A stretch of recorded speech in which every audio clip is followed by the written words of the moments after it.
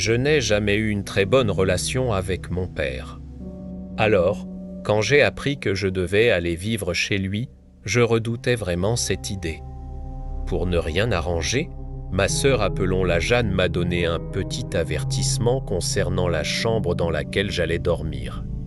Je précise ici que c'était une vieille maison victorienne, avec des plafonds très hauts. Jeanne a toujours été plus proche de mon père que moi. Pendant que je vivais avec ma mère, elle est restée chez lui. Elle m'a raconté que, durant son séjour, il lui était arrivé plusieurs choses étranges. Mais il y avait surtout une histoire particulièrement dérangeante. Un jour, Jeanne était assise en bas avec le chien quand, soudainement, le lecteur CD s'est allumé tout seul à l'étage, dans la chambre. Elle n'y a pas vraiment prêté attention, elle est simplement montée pour l'éteindre. Mais en redescendant les escaliers, elle a remarqué que le chien grognait et reculait comme s'il avait peur, loin du fauteuil près de l'endroit où elle était assise auparavant. Jeanne a calmé le chien, l'a rassuré. Et exactement au moment où l'animal s'est apaisé, le lecteur CD s'est rallumé une deuxième fois. Cette fois-ci, elle a couru à l'étage, l'a éteint et a débranché la prise du mur. À ce moment-là, elle était évidemment très anxieuse et troublée. Elle a appelé une amie pour lui demander si elle pouvait aller chez elle. Et soudain, le lecteur CD s'est mis à jouer à plein volume.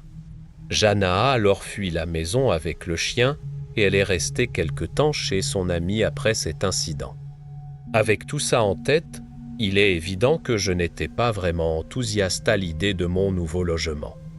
Mais j'étais encore assez jeune, je n'avais pas vraiment le choix. Quand j'ai emménagé, ma relation avec mon père est immédiatement redevenue ce qu'elle avait toujours été, violence physique. Violence verbale et une tentative constante de l'éviter. Ce qui faisait que je passais énormément de temps dans ma chambre. Il y avait aussi de petites choses étranges, des portes de placard qui s'ouvraient toutes seules. Une ampoule qui est tombée de sa douille et m'a éclaté sur la tête, des objets qui changeaient de place sans raison. J'ai même vu, de mes propres yeux, une poignée de portes tourner et la porte s'ouvrir toute seule. Mais l'événement qui m'a vraiment marqué, c'est celui-ci, un jour. J'étais assis dans ma chambre en train de jouer à des jeux vidéo quand il y a eu un énorme bruit, un grand bang. Je me suis levé pour aller voir ce que c'était. Au même moment, mon père est monté depuis le rez-de-chaussée pour vérifier lui aussi. La trappe du grenier s'était ouverte brusquement, avait frappé le mur et avait laissé un énorme impact dans le mur. Naturellement, mon père est devenu fou de rage contre moi. Malgré mes explications, la trappe était à plus de 2 mètres de hauteur, je mesure 1,65 m et j'étais dans ma chambre. Le lendemain, je suis monté sur la rampe de l'escalier, j'ai poussé la trappe vers le haut et je l'ai laissé retomber. Le mur était déjà abîmé et je voulais comprendre ce qui s'était passé. Parce qu'il était impossible qu'elle soit simplement tombée toute seule. Et en faisant ça, la trappe n'a absolument pas touché le mur. Ça m'a complètement terrifié. Pendant que j'étais dans la salle de bain, j'ai littéralement vu la trappe s'ouvrir et frapper le mur encore une fois. Là, je n'ai pas réfléchi, je me suis enfui. Je pense que j'ai sauté la moitié des marches en courant et j'ai quitté la maison. Après cet événement, j'ai commencé à vivre ailleurs et je ne suis jamais retourné dans cette maison. Malheureusement, pendant quelques années, peu importe où j'allais, il semblait toujours se passer quelque chose d'étrange.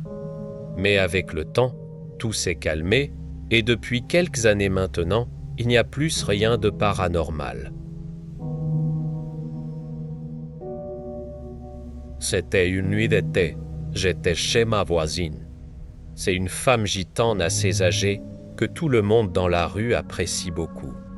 Vraiment adorable, toujours en train d'apporter de la nourriture ou simplement de s'asseoir pour discuter.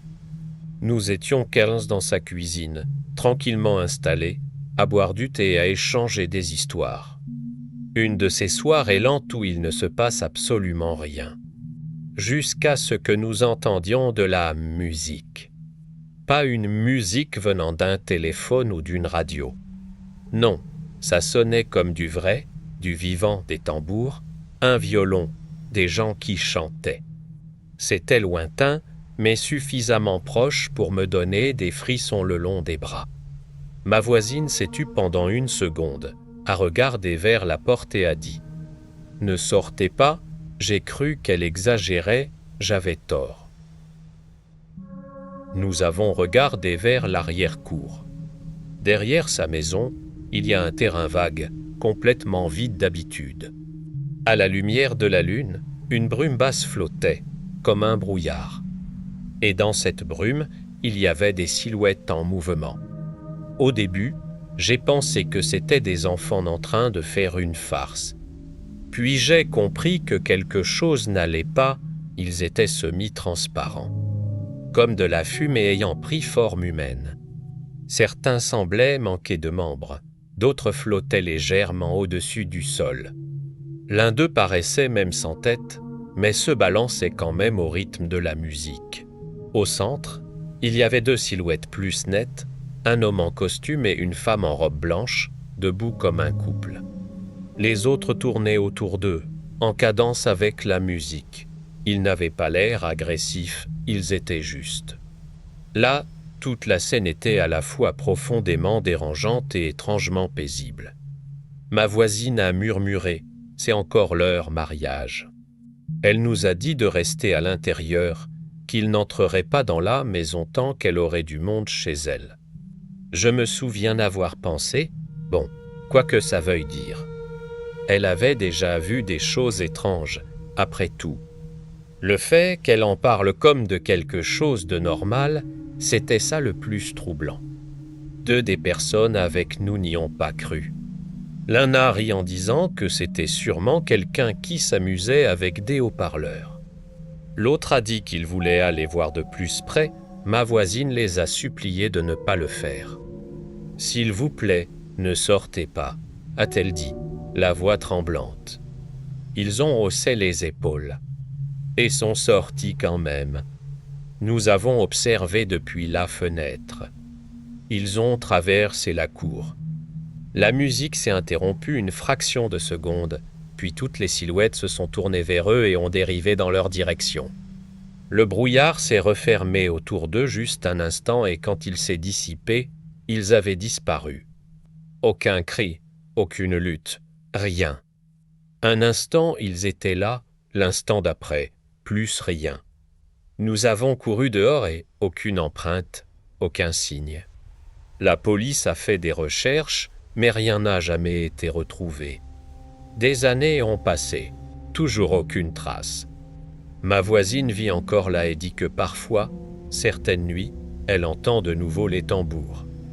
Elle dit que lorsqu'elle regarde dehors, elle voit davantage de visages dans le cercle des nouveaux.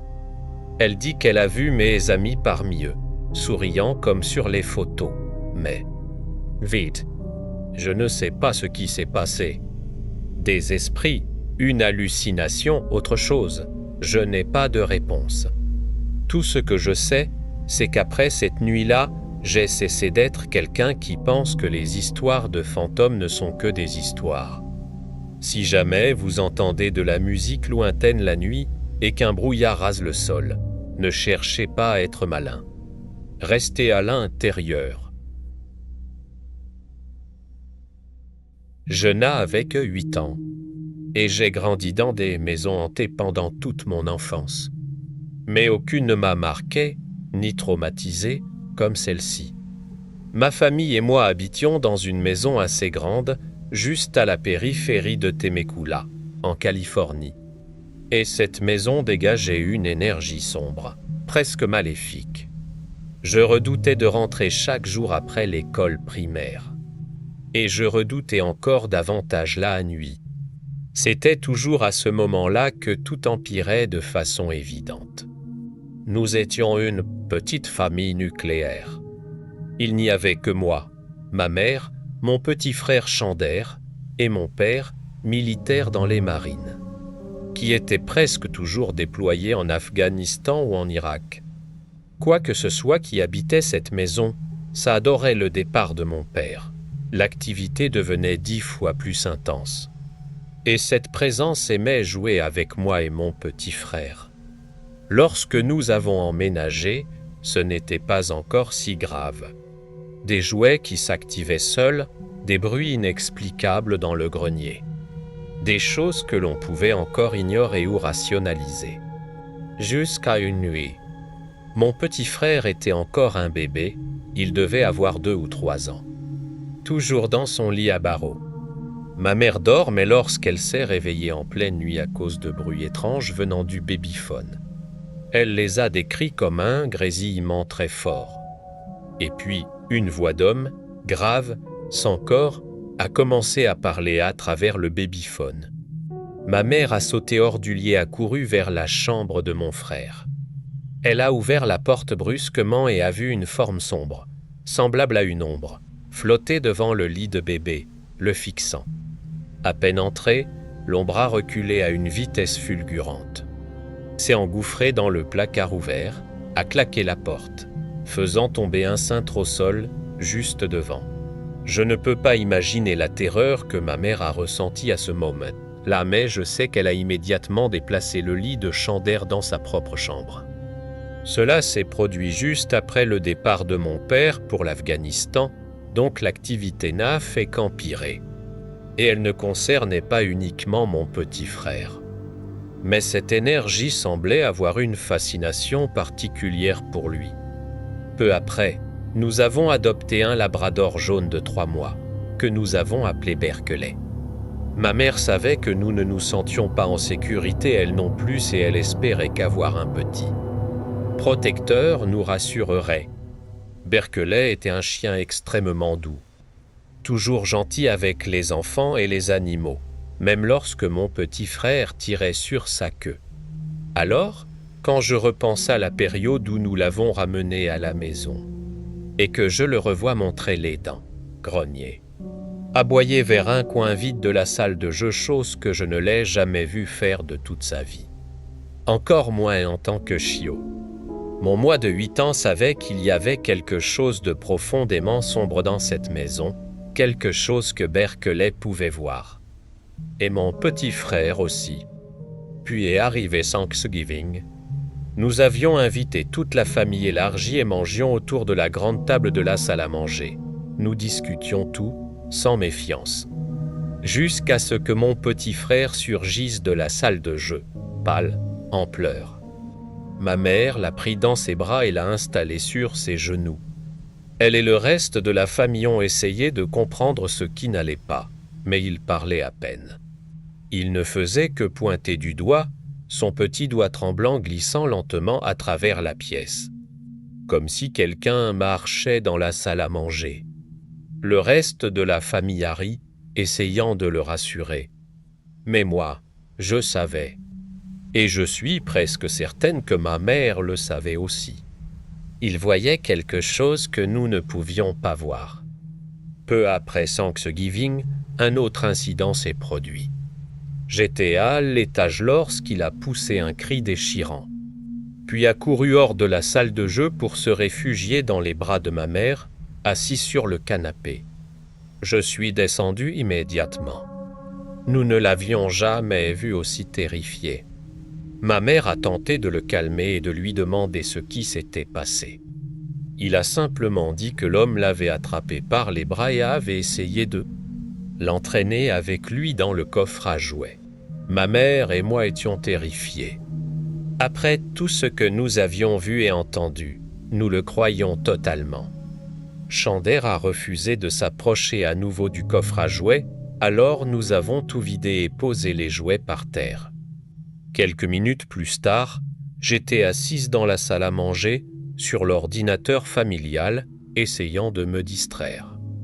Et là, ma mère, les yeux écarquillés, m'a regardé depuis le canapé.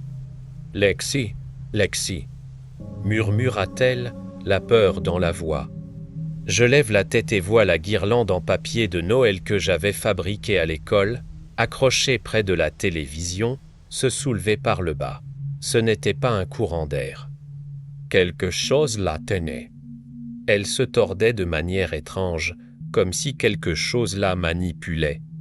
Puis elle a été violemment tirée, arrachée du mur et projetée au sol. À ce moment-là, il n'y avait plus aucun doute possible. Il y avait une ou plusieurs présences dans cette maison. Toute ma famille avait peur de la nuit. Ma mère, mon frère, le chien et moi dormions ensemble dans sa chambre, porte verrouillée, chaque nuit. La nuit, on entendait des pas lourds dans les escaliers, des casseroles déplacées, des jouets s'activer seuls. Parfois dire des choses impossibles. Et le grenier était un enfer. On aurait dit qu'il faisait la fête là-haut, piétinant à 3 heures du matin. Et le lendemain, les casseroles étaient éparpillées sur le sol. Comme si cette chose se nourrissait du chaos et de notre peur. C'est alors que ma mère m'a donné un conseil, très jeune, que j'applique encore aujourd'hui. Ne lui montre jamais ta peur. Quoi qu'il arrive, elle s'en nourrit. Un jour, je me suis sentie courageuse. En plein jour, je suis entrée dans ma chambre et j'ai verrouillé la porte. J'ai grimpé à l'échelle de mon lit superposé, avec l'espace vide en dessous, et j'ai disposé un cercle de peluche autour de moi. À peine installée, une voix très aiguë, presque enfantine, a dit salut, depuis sous mon lit. Elle m'a parlé directement. Je me suis figé, mon cœur battait dans ma gorge. Ce n'était pas une voix d'enfant, c'était un adulte imitant une voix d'enfant. J'avais envie de hurler. Mais je me suis rappelé le conseil de ma mère. Alors, lentement, tremblante, je suis descendue de l'échelle. « Qu'est-ce que tu viens de dire ?» ai-je demandé, essayant de cacher ma peur, aucune réponse. J'ai couru vers la porte, mes mains tremblantes sur la serrure, et je me suis enfui. Peu importe l'endroit, peu importe l'heure, j'étais toujours sur mes gardes. Certaines nuits, j'étais trop effrayé pour dormir. Une nuit, ma mère s'est endormie par erreur sur le canapé devant la télévision, alors que nous dormions dans sa chambre comme d'habitude. Elle s'est réveillée lorsque tous les jouets se sont activés en même temps. Elle a essayé d'ignorer, mais non. Cette présence voulait son attention. Quelques secondes plus tard, elle a entendu des pas nus courir sur le carrelage, puis « bam !» comme si quelqu'un frappait violemment la baie vitrée. Les stores étaient tordus, déformés. Elle a immédiatement appelé la police. La police est arrivée vers 2 ou 3 heures du matin, fouillant chaque recoin de la maison, y compris le grenier. Aucun intrus, ma mère était à bout. Elle a fait venir un prêtre. Cela n'a rien changé. Un jour après l'école, je l'ai vue allumer des bougies blanches dans chaque pièce, sourire, danser. Elle m'a demandé de l'accompagner. Elle disait que notre énergie positive devait repousser la négative. J'ai dansé avec elle, pensant à tout ce qui pouvait être heureux. Ça n'a pas fonctionné non plus. Nous avons simplement attendu le retour de mon père, tandis que chaque personne qui passait la nuit repartait profondément troublée. Mon père est finalement rentré environ 8 mois plus tard. L'activité a diminué, mais n'a jamais complètement disparu. Il ne croyait absolument pas aux fantômes. Pourtant, même lui a admis que ce qu'il voyait le laissait perplexe et mal à l'aise. Nous avons vécu dans cette maison pendant 2 ans. 2 ans d'événements dignes d'un film d'horreur. 2 ans avec le système nerveux constamment en alerte. J'ai été soulagé lorsqu'il a enfin été muté à Fort Leonard Wood. Nous pouvions partir. Pendant que ma mère faisait les cartons, elle a entendu, dans le couloir, ce qui ressemblait à une mère grondant son enfant. C'est pour cela que nous pensons qu'il y avait plusieurs entités. Quoi qu'il en soit, elle a prié pour qu'elles ne nous suivent pas, et elles ne l'ont pas fait. Mais cela ne voulait pas dire que nous étions en sécurité dans la maison suivante. Bien au contraire. Chez nous, dans la maison, On entend parfois des bruits comme quelqu'un qui dort ou qui ronfle, et parfois même une petite phrase, toujours la même « Ah, te voilà ». Mais il y a quelques mois, une nuit, je dormais. Je me suis levé pour aller aux toilettes, puis je suis revenu me coucher. J'ai fermé mon rideau, je vis avec mon frère et sa famille. Je dors dans le salon et j'ai installé un rideau pour avoir un peu d'intimité. Je me suis allongé, face au rideau, et là, je vois qu'il est entrouvert. Sur le moment, rien d'alarmant. Je me relève, je le referme et je me recouche. Quelques jours plus tard, je suis assis au bord de mon lit en train de jouer à un jeu vidéo. Du coin de l'œil, je vois le rideau s'ouvrir. J'attends un peu et quand mon neveu passe devant, je lui demande « C'est toi qui as ouvert mon rideau ?» Il me répond qu'il l'a vu fermer en passant à peine une minute plus tôt. Je lui demande alors de le refermer. Il entre dans mon coin et là, on se rend compte que le rideau est coincé sous la coudoir du fauteuil relax qui se trouve dans la pièce. Quelques semaines passent encore.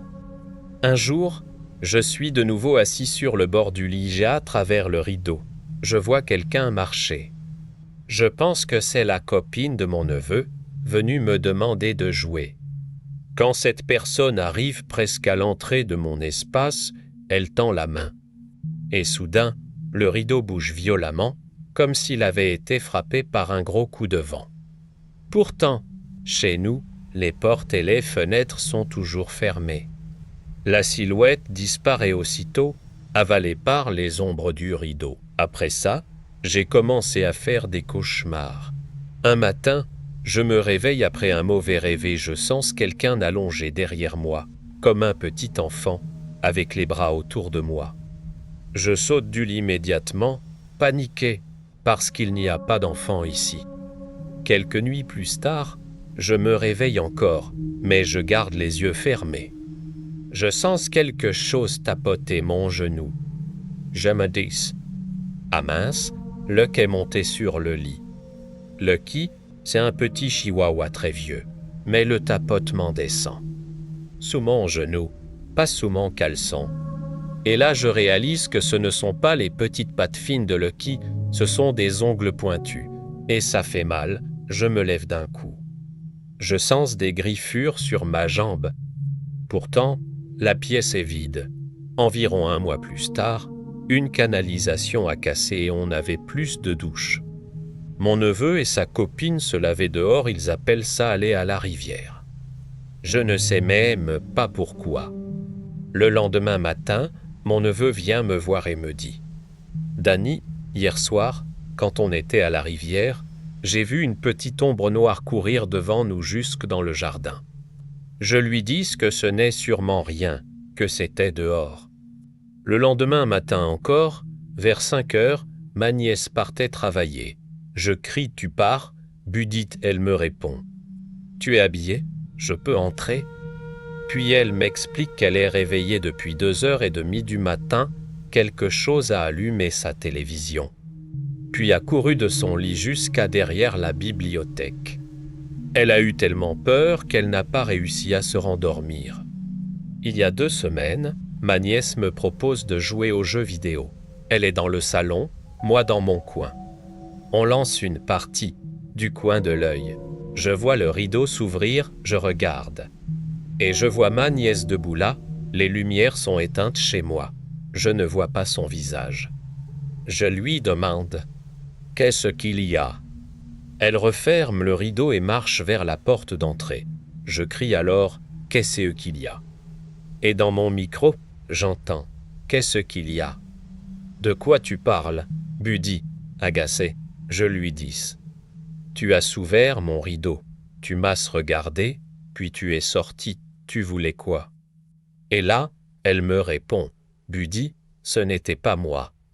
Je suis toujours assis sur ma chaise, j'attends que tu sois prêt. » Le 7 novembre 2025. On avait fait purifier la maison quelque part en octobre. Ce soir-là, il était environ 11h30. J'avais faim, je me suis dit que j'allais acheter quelque chose à manger. En m'habillant, j'entendais mon neveu dans le salon. En sortant, je l'ai entendu entrer dans sa chambre. Je suis sorti dans le jardin. Au moment d'ouvrir la portière du camion, j'entends ce que je croyais être la voix de mon neveu dire.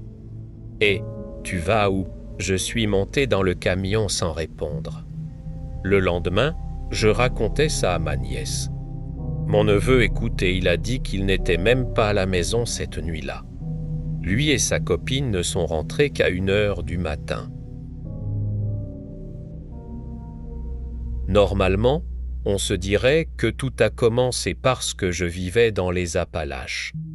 Mais, étrangement, j'ai vécu ce que je ne peux appeler que des expériences surnaturelles depuis aussi loin que je m'en souvienne. Et ça a même commencé quand j'étais encore dans l'Ohio. J'ai commencé à parler très tôt et très clairement. À 2 ans, j'étais déjà capable d'avoir de vraies conversations. Simplement parce que mes parents ne m'ont jamais parlé comme à un bébé. Du coup, j'ai commencé à poser beaucoup de questions. Certaines étaient des questions d'enfants un peu agaçantes, mais d'autres. Franchement, mes parents n'avaient aucune vraie réponse. Je pouvais demander dans la même phrase « Pourquoi je n'ai pas le droit d'utiliser un verre de grande ?» Et juste après, « Pourquoi il y a une balle bleue dans le coin de ma chambre la nuit ?» La plupart du temps, mes parents haussaient les épaules en disant que j'avais juste fait un rêve. Et à cet âge-là, pourquoi assister davantage? Quand j'avais 3 ou 4 ans, on a emménagé dans une maison de ville à 2 étages. Toujours dans l'Ohio, je n'étais pas spécialement une enfant qui avait peur du noir. Mais dans cette maison-là, j'ai commencé à exiger que mon père me lise une histoire ou reste dans ma chambre jusqu'à ce que je m'endorme. Pendant un temps, ça fonctionnait. Mais mes parents ne voulaient pas que je prenne l'habitude de ne pouvoir dormir qu'avec un adulte dans la pièce. Alors ils m'ont acheté une veilleuse. La veilleuse aidait un peu, oui. Mais j'étais toujours terrifié. Pas par ma chambre elle-même, mais par le couloir que je voyais depuis mon lit superposé.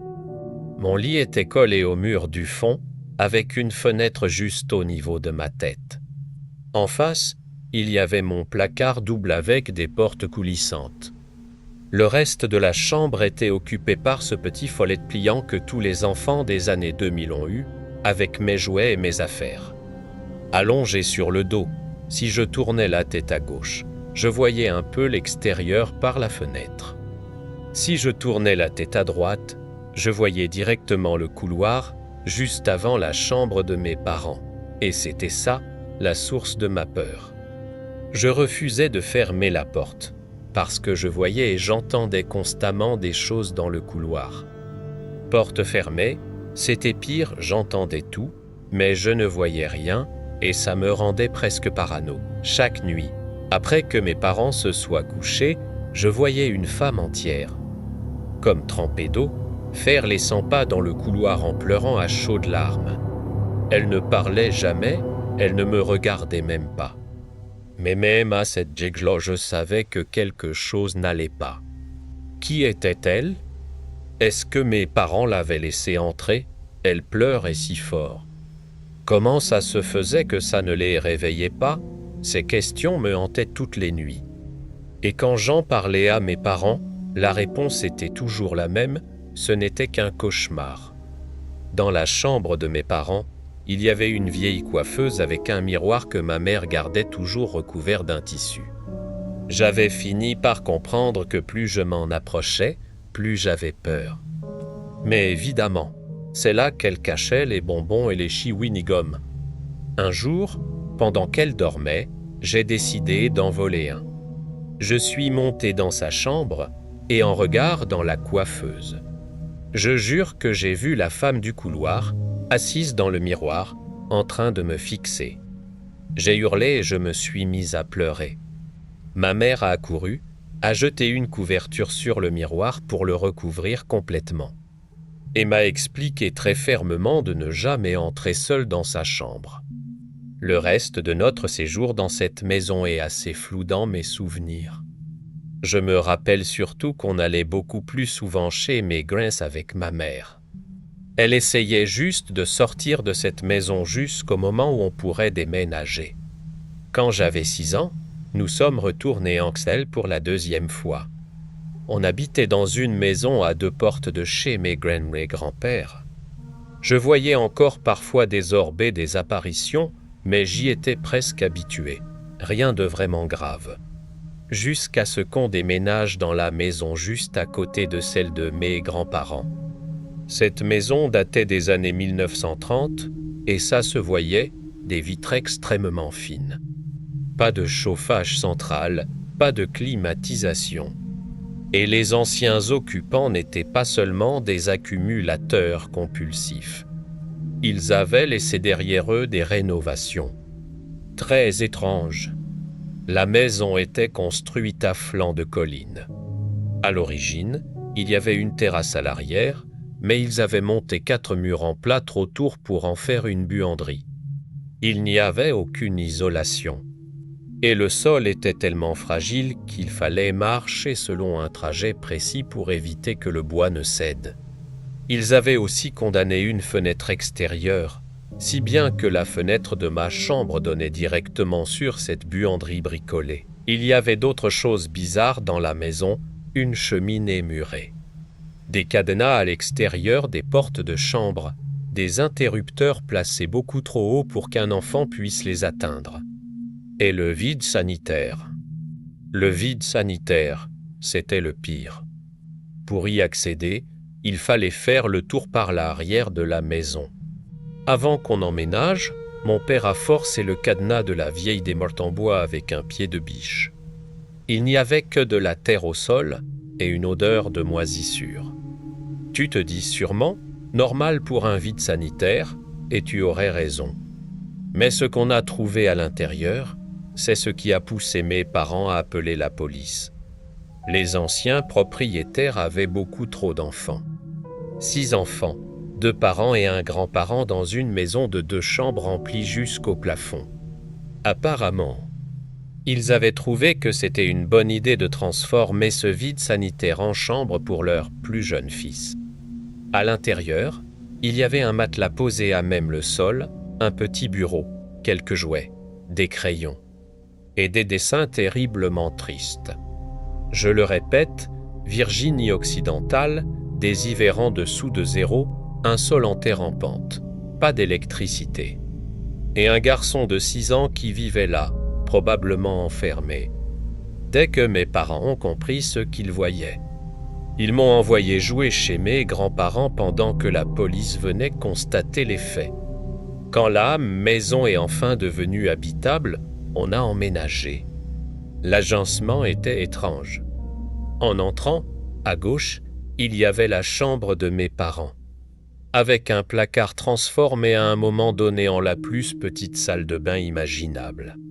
À droite, la salle à manger. En passant la salle à manger, une petite pièce utilisée comme bureau, autrefois une véranda. En continuant, on arrivait au salon, puis à la cuisine. À gauche de la cuisine, un garde-manger étroit menait à la fameuse buanderie. Depuis le salon, en tournant à gauche, on tombait sur un petit carrefour, la salle de bain à droite, ma chambre à gauche. Et voilà ma chambre. À gauche, un interrupteur beaucoup trop haut pour moi, une étagère et mon placard. À droite, mon lit coincé dans l'angle, contre le mur avec la fenêtre qui donnait en réalité sur la buanderie. Au-delà de ma chambre, un passage ouvert menait à ma salle de jeu. Presque immédiatement après avoir emménagé, j'ai commencé à faire de vrais cauchemars. Des rêves où j'étais poursuivi, traqué. Peu après, j'ai commencé à aller à l'église avec ma grand-mère. Elle était baptiste du Sud, très croyante, et dans ce coin-là, l'église était pratiquement la seule activité possible. Une partie de moi espérait que lire la Bible et prier ferait disparaître tout ça. Mais non. Chaque soir, je priais, je chantais des cantiques, je lisais ma Bible, je dormais même avec des chapelets que ma marraine catholique m'avait offerts. Mais ça ne l'a pas arrêté, lui. Comme une horloge, la poignée de mon placard se détachait lentement. Elle était en métal plein, donc quand elle tombait sur la moquette, ça faisait un bruit sourd et métallique. Je restais immobile, les yeux fixés sur la porte. La porte, difficile à ouvrir à cause de la moquette trop épaisse, s'ouvrait quand même. Et là, il y avait un garçon, je m'en souviens parfaitement. Sa tête était beaucoup trop grosse pour son corps. Il avait les cheveux courts avec une frange noire et grasse. Toucher lui semblait sale, huileux. Il restait recroquevillé, puis levait la tête vers moi et ses yeux. Mon Dieu! Immense, 2 ou 3 fois trop grand, presque aveuglant de blancheur, alors que tout le reste de son corps était noir. Il n'avait pas l'air malveillant. Plutôt désespéré, comme s'il appelait à l'aide. J'étais tellement terrorisé que je ne pouvais plus bouger. Ce n'était pas un cauchemar, ni une paralysie du sommeil. Plusieurs fois, je me suis redressé pour essayer de mieux le voir, ou pour trouver le courage de m'enfuir de ma chambre. Je suppliais, en larmes, de ne pas dormir dans ma chambre. J'en ai parlé à ma mère tellement de fois qu'elle a commencé à s'inquiéter. Soit pour ma santé mentale, soit parce que, peut-être, j'avais raison. Une nuit, j'ai dormi chez mes grands-parents. Ma mère a dormi dans ma chambre, et elle l'a vu, elle l'a vraiment vu. Mes parents n'étaient pas religieux, mais spirituels. Après ça, elle a contacté mes parrains qui sont venus avec leur prêtre bénir la maison et la chambre. Après ça, tout a empiré. Des choses physiques ont commencé à se produire, des livres tombaient des étagères, je me réveillais avec des bleus et des griffures. On n'en pouvait plus. Finalement, c'est devenu tellement grave qu'on est tout parti vivre chez mes grands dans l'Ohio. Le temps de trouver un appartement. Des années plus tard, ma mère m'a avoué qu'elle aussi avait tout vu et tout ressenti. Elle ne voulait juste pas l'admettre pour ne pas me faire peur. Une fois loin de tout ça, ça ne me tourmente plus comme avant. Je dors bien, je n'ai plus besoin de rituels particuliers. Mais parfois, je le jure. Quand je retourne en junior, j'ai encore l'impression qu'il est là, juste derrière une porte de placard.